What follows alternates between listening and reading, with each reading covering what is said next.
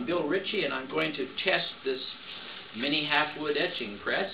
I test every press that I make, and before I send it out, this is number 41. Belongs to Sam Garrett. Sam likes to work in relief, and so I got a piece of what they call Safety-Kut from the art store, and my helper, Mike Sunderland, my son-in-law, did a design on it of a ship and carved it, and then I decorated the edge like a postage stamp. So that's what we're going to be printing today. Since this is a relief plate, I've designed a chase to go with the press in this case, which will help printing these kinds of blocks. It makes it possible for the rollers to press on the rails instead of on the block, and we get a better printing result that way. So that's what I'll be doing. I'll be printing a relief print from an Safety-Kut block using a chase, and I'm going to include the felts just as a way of giving the rollers a little more traction.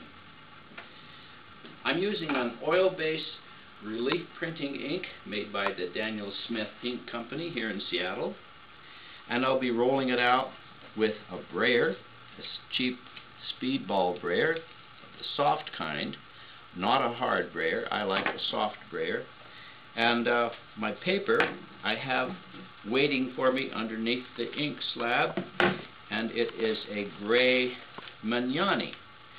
Also inside this damp book are 2 sheets of newsprint for trying things out before I commit to good paper. So now I'll get started.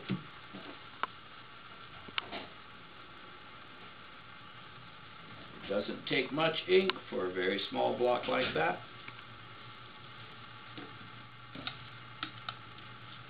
Work the ink out a little bit. I'm not going to change the ink, although sometimes I do add a drop or 2 of linseed oil. If this were etching ink, I would use plate oil, but this is relief printing ink. Water-based inks for relief printing are very popular. I just don't happen to use them.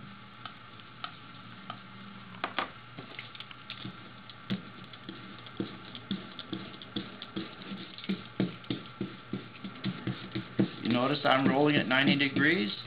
That will give me a better chance to get a uniform inking. Also, I can reverse the sides of the roller.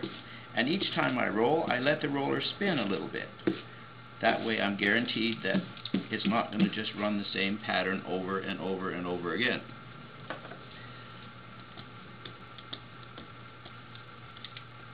It takes a number of passes to get the block inked up. You go back and recharge the roller and pass over it again. For the beginner, it's always hard to know how much ink you have until you print it. That's why we call taking a print proving the plate. You've proved that the print works that way. If you don't get enough ink, it'll be too thin and vague, soft looking. That's very common the case on the very first time you print. If you put out too much ink, it sounds funny and it sticks up on the plate and it fills the details, and you have to clean the plate in order to start over. Otherwise you get a mushy, bloopy looking print. I like to start out cautiously with minimum amount of ink. That way, I don't have to go back and clean the plate if I overdo it. So we'll go with that, and it's time to load the press. First, the chase goes down the bed. Then I put in the blankets, or felts. Used to call them blankets in college, and I never got over it.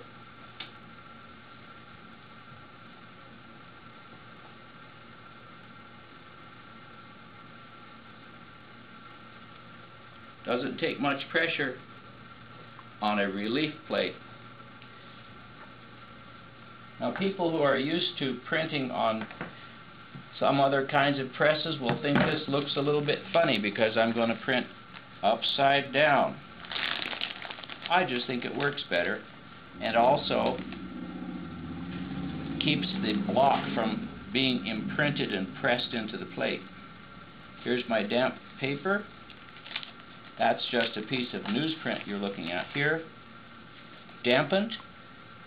By dampening it, makes it a little soft, and I'll get a better impression.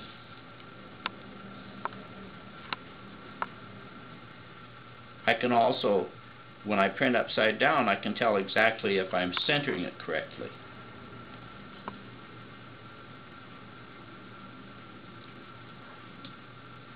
Out the other side. Lift off the block. And there's my first proof on newsprint.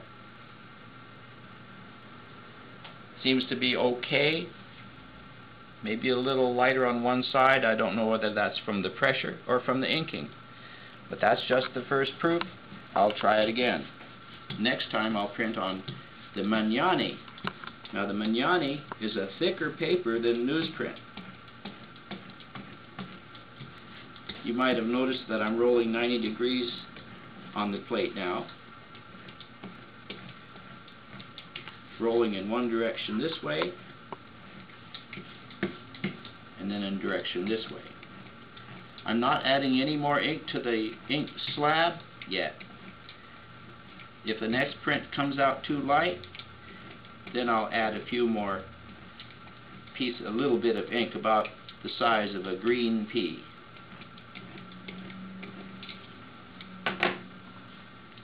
Block is ready, press is ready. Get the damp Magnani. Magnani is a all-rag printmaking paper made in Italy. You might tell from the name Magnani.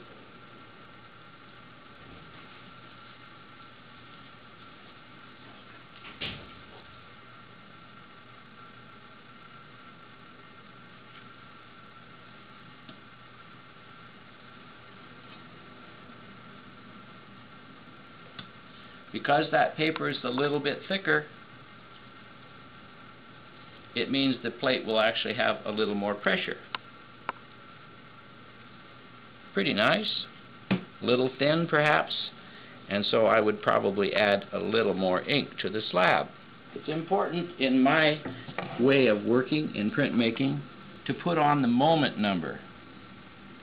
The moment number is a combination of letters, this being Ritchie's, and the year 09, the month 01, and the day 16, and the time is 16:15. In other words, 4:15.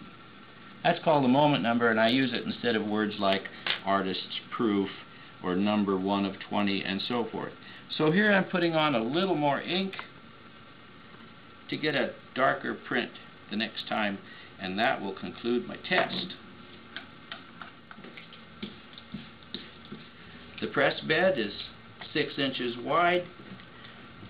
When you subtract the margins for the chase, it's about 5.5 inches wide, which gives me about a 1/2 inch margin all the way around. Now let's see what a difference that makes. Another piece of Magnani. It's been dampening for about an hour.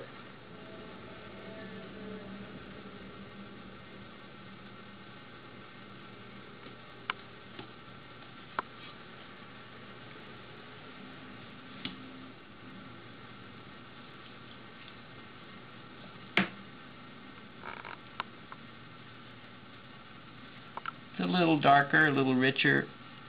I see one area here that's a little light. I don't know why. I'll have to ponder that for a while.